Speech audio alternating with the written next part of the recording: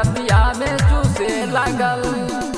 चूसे लागल सखी चूसे लागल आधी आधी रतिया में चूसे लागल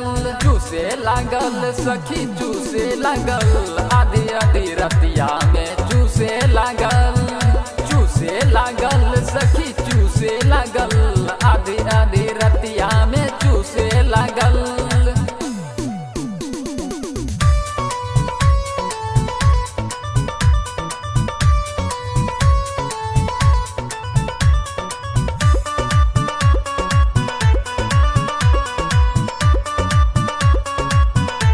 लगे बोला के लगे सुता के देवे लपाया में साटी हो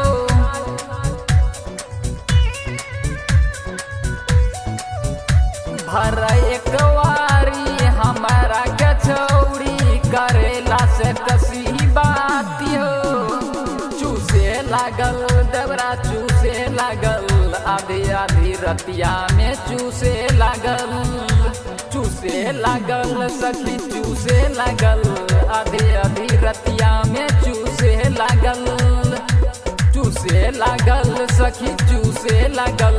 आधी आधी रतिया में चूसे लागल।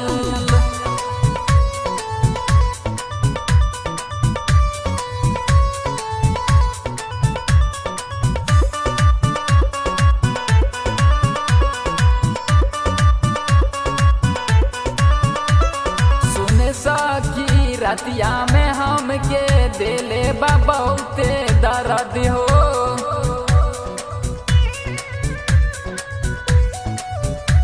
सुन सखी रतिया में हमके दिले बा बहुते दर्द हो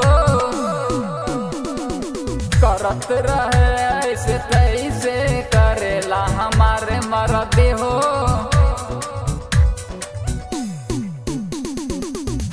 करत रहे ऐसे तैसे करेला हमारे मर्द हो